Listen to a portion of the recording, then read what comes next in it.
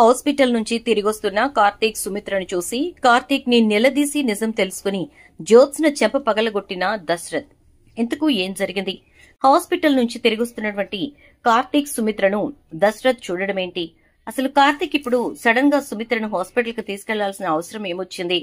మరి జ్యోత్స్న చెంప దశరథ్ పగలగొట్టడమేంటి? ఇదంతా కూడా వీడియోలో చూసి తెలుసుకునేద్దాం. కార్తీక దీప్ మీద నవవసంతం రాబోయే కథలు, జరగబోయే సన్నివేశాల గురించి ముందుగా తెలుసుకోవడానికి వీడియోను లైక్ చేసి ఛానల్ ను సబ్స్క్రైబ్ చేసి పక్కనే ఉన్న బెల్ ఐకాన్ లో ఆల్ ట్యాప్ చేయండి. మొత్తం మీదకి చూసుకున్నట్లయితే కనుక ఇక జ్యోత్స్నకైతే సుమిత్ర కార్తీక్ వాళ్ళ ఇంట్లోనే ఉంది అనే అనుమానం కలిగింది. కారణం ఏంటంటే సుమిత్ర నిజంగా కనిపించకుండా ఉంటే కార్తీక్ కానీ దీప కానీ ఇంత రిలాక్స్డ్ గా ఉండరు.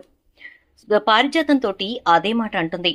నింపాదిగా టిఫిన్లు చేసి మరీ పంపించింది కదా, అంటే అర్థం ఖచ్చితంగా దీపకు అమ్మ ఎక్కడుందో తెలుసు, లేదా వాళ్ళింట్లోనే ఉండుంటుంది కూడా, చెప్పలేం అని అంటూ ఇక నువ్వు టిఫిన్ పంపించింది కదా, ఆ టిఫిన్ తింటూ కూర్చో, ఏం చేయాలో నేను చేస్తానని చెప్పి ఇక కాంచన ఇంటికి వెళ్తుంది జ్యోత్స్న. అయితే జ్యోత్స్న రావడాన్ని చూసినటువంటి కాంచన, దీప ఇద్దరు కూడా చాలా టెన్షన్ పడతారు. ఇక జ్యోత్స్న రావడంతోటే చాలా ఫైర్ అయిపోతుంది. ఫైర్ అవ్వడంతో పాటు ఇక గట్టిగా ఒక మాట అంటుంది. నేను ఇప్పుడు ఒక ప్రశ్న వేస్తాను, ఆ ప్రశ్నకు నాకు నువ్వు సమాధానం చెప్పాలి శౌర్య అనేసరికి అడుగు అని చెప్పని అంటుంది శౌర్య. మీ అమ్మమ్మ ఇంట్లో ఉందా అని అడుగుతుంది. ఉంది అని చెప్తుంది. ఒక్కసారిగా సుమిత్ర కాని అనసూయ కాని షాక్ అయిపోతారు. ఇప్పుడు ఇది ఉంది అని చెప్పింది, కొంపతీసి వదిన్ని చూపిస్తుందా అని చెప్పి కంగారు పడిపోతూ ఉండేసరికి ఇక నాకు చూపిస్తావా అని అడుగుతుంది. ఓ చూపిస్తాను రా అని చెప్పి లోపలికి తీసుకువెళ్లి అంబుజవల్లి ఫోటో దగ్గర నిలబెడుతుంది. ఒక్కసారిగా అంబుజవల్లి ఫోటోని చూసి షాక్ అవుతుంది ఇక జ్యోత్స్న.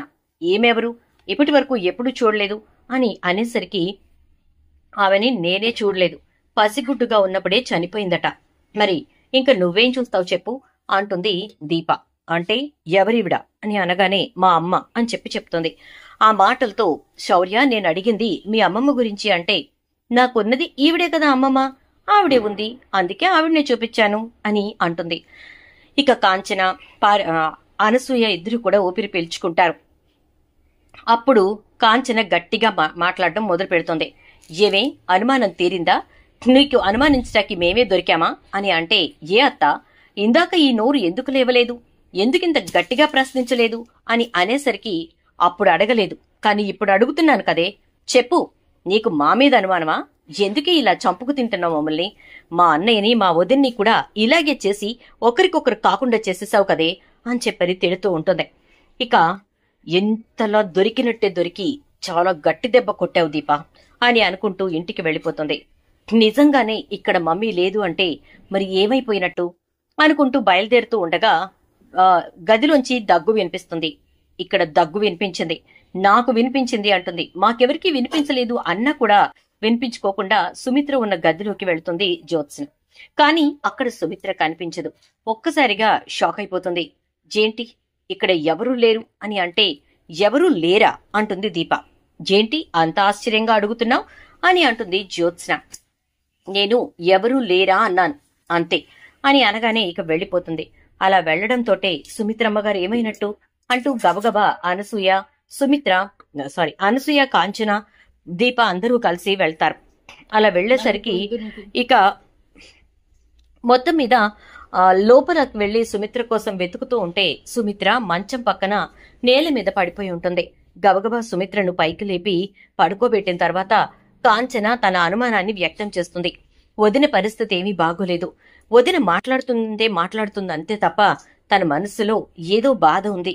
బాధ ఉండడమే కాదు, అసలు తన స్థితి కూడా స్థిమితంగా ఉన్నట్టు అనిపించట్లేదు, హాస్పిటల్కి తీసుకెళ్దాం అంటుంది.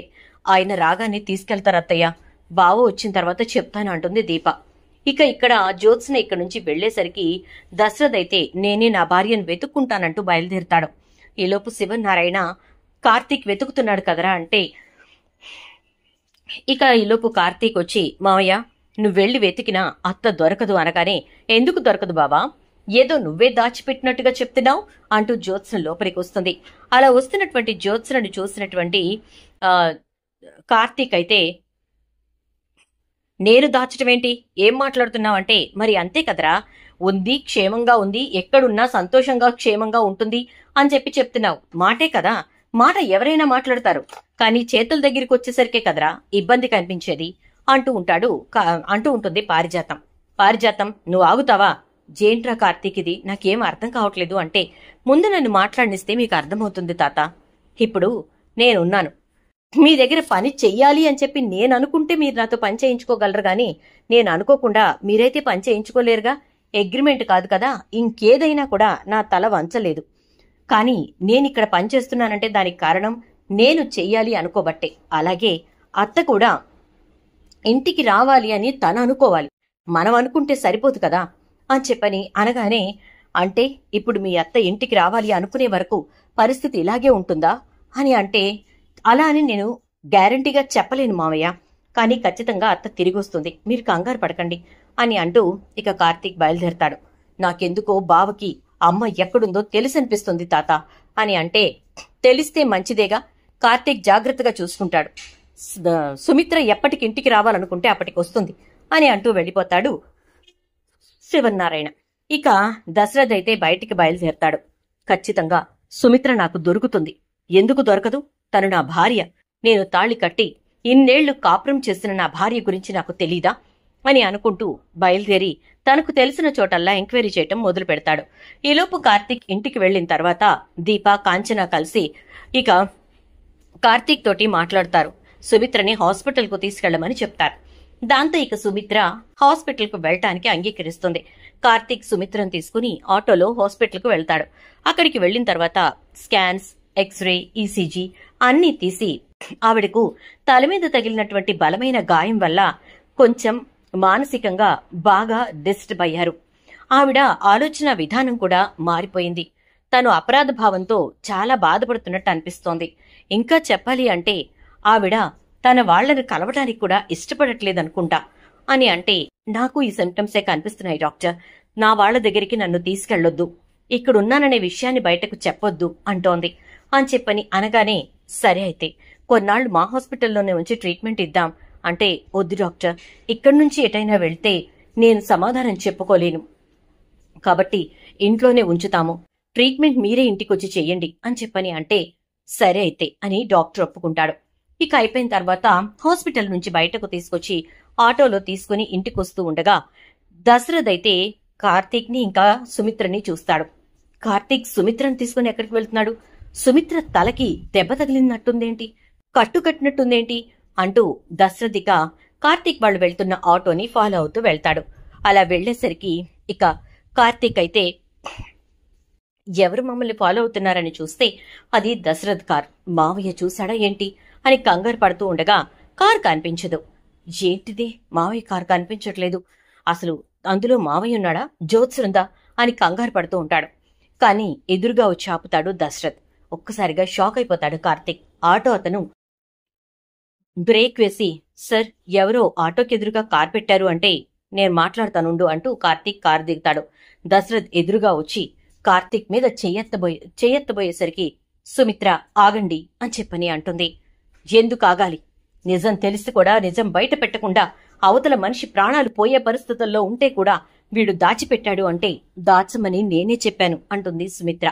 ఇక తర్వాత ఫెయింట్ అయ్యి ఆటోలో అలా పడిపోతుంది. సుమిత్ర సుమిత్ర అని చెప్పని దశరథ్ అంటూ ఉండేసరికి, ఇది మావయ్య పరిస్థితి, ఇలాంటి స్థితిలో ఉన్న ఈమెను తీసుకొచ్చి ఆ నరకంలో పడేయమంటావా? జ్యోత్స్న ఒక రాక్షసిలా తయారైపోయింది. మీ ఇద్దరిని విడతీసి తనిప్పుడు సీఈఓ పదవిని కాపాడుకునే పనిలో ఉంది. అంతేకాదు, ఒకవేళ అత్తయ్యను అక్కడికి తీసుకొచ్చినా ఏమైనా చేసినా చేస్తుంది అని అనేసరికి, ఎందుకురా ఇదంతా చేస్తుంది జ్యోత్స్న, నాకు అర్థం కావట్లేదు అంటే, ఎందుకంటే జ్యోత్స్న నీ కన్న కూతురు కాదు కాబట్టి, నీ కన్న కూతురు దీప్ అనే విషయం జ్యోత్స్నకు తెలుసు కాబట్టి, ఎలా అయినా ఎప్పటికప్పుడు దీపను చెడు చేయటమే కాకుండా మీ ఇద్దరిని ఒకరికొకరు కాకుండా చేసేసి ఇప్పుడు ఇంట్లో చిచ్చులు పెడుతూ ఆస్తిని తన పేరును రాయించుకునే పనిలో ఉంది కాబట్టి అంటాడు. ఏం మాట్లాడుతున్నావురా అంటే, ఇదే నిజం మావయ్య, మీకు చెప్పుకోలేక నేను దీప మదన పడుతున్న నిజమేది. ఈ నిజం తెలిసినప్పటి నుంచి మా కుటుంబాన్ని ఆ రాక్షసు నుంచి కాపాడుకోవటానికి మేము ఆ ఇంటి చుట్టూ తిరుగుతున్నాం అని అంటాడు. ఇక దశరథ్ వెంటనే, నేనింటికి వెళ్తున్నాను, నాన్నకి విషయం చెప్పి కంగారు పడొద్దంటాను, అత్త జాగ్రత్త, నేను మళ్ళీ వచ్చి చూస్తాను, సరేనా అంటాడు దశరథ్.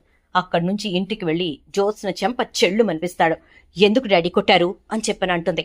అసలు నువ్వెవరు మా ఇద్దరిని కలపడానికి? కలుపుతున్నాను అని చెప్పి నాటకమాడుతూ మా ఇద్దరిని ఎందుకు దూరం చేశావు? మీ అమ్మ ఇంట్లోంచి వెళ్లిపోతుంటే చూస్తూ ఎందుకు కూర్చున్నావు? చెప్పు, ఎందుకు? ఇదంతా కావాలనే చేస్తోంది నాన్న జ్యోత్స్న. మా ఇద్దరిని విడతీయాలని ఇంత గొడవ చేసింది. మా ఇద్దరం ఒకరికొకరు దూరం అవ్వాలని ఇదంతా చేసింది అంటే ఏంటి డాడీ? నువ్వు నన్ను అపార్థం చేసుకుంటున్నావంటే ఇప్పుడే అర్థమవుతున్నావు. నువ్వేంటో నీ కథ ఏంటో అర్థమవుతోంది అంటాడు దశరథ్. చూద్దాం మరి రాబోయే ఎపిసోడ్స్ లో ఏం జరుగుతుందో. వీడియో నచ్చితే లైక్ చేసి వీడియోని షేర్ చేసేయండి. ఛానల్ అయితే సబ్స్క్రైబ్ చేసుకోండి. పక్కనే ఉన్న బెల్ ఐకాన్ లో ఆల్ ట్యాప్ చేయడం మర్చిపోకండి.